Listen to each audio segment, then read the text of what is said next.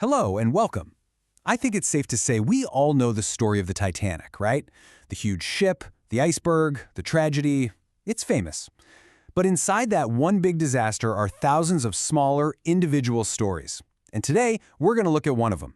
It's a story about love, a terrible loss, and a really strange twist of fate.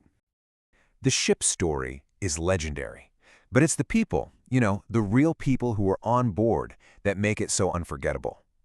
We're going to focus on this young Spanish couple, Yosefa and Victor. Their journey on the Titanic started as a dream honeymoon, but it was overshadowed by a really dark feeling right from the start. So our story doesn't begin with the disaster. It actually starts with the celebration. Okay, so let's meet them. We have Victor Pinasco, who was 24, and his new wife, Yosefa Castellana, who was just 22. They were newlyweds from a pretty wealthy family in Madrid, and they were just starting their whole life together. So, what was the plan? A huge honeymoon trip all the way to New York. They got on the Titanic in France, so excited for the journey ahead on what was, the most famous ship in the world. It was supposed to be the perfect start to their new life. But before this perfect trip could really even get going, a bit of a dark cloud appeared, and it came from someone you might not expect, Victor's mother. And the reason she was so worried is, well, it's pretty chilling. Victor's mother had this terrible dream that the Titanic was going to sink. She was absolutely terrified and begged them, "Please don't go." So, to try and calm his mother down, Victor came up with this pretty clever plan. He left his servant behind in Paris with a whole stack of postcards that he had already written. The servant's only job was to mail one of these cards to his mother every day. That way, she'd think they were totally safe, just enjoying themselves in France and not sailing across the Atlantic Ocean. But as we all know, his mother's dream, well, it was about to become a terrible reality. And then, everything happened so fast. At 11:40 at night, the ship hits the iceberg. Victor and Yosefa were in their cabin. He went to check out the noise, came back, and just had one urgent command for her: get dressed. Out on the deck, it was just total chaos, but Victor fought to make sure Yosefa got a spot in one of the last lifeboats.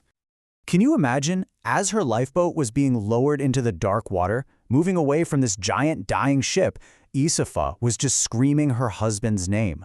But there was no reply. The only thing she could hear were the terrible cries of hundreds of other people who were left behind in the freezing ocean. So in the days that followed, you have two very different situations unfolding hundreds of miles apart.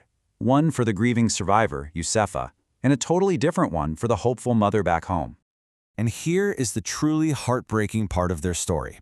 Over in New York, Yosefa arrives completely alone, a widow. But back in Spain, Victor's mother receives another postcard from Paris.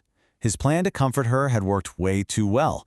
I mean, how could her son be gone if she's holding a postcard in her hand saying he's safe? Victor's story ended that night. But for Yosefa, well, a long life was just beginning. So Yosefa arrived in New York a widow at just 22 years old. But her story didn't end there. 6 years later, she got married again, and she ended up having 3 children and building a whole new life for herself out of that early tragedy.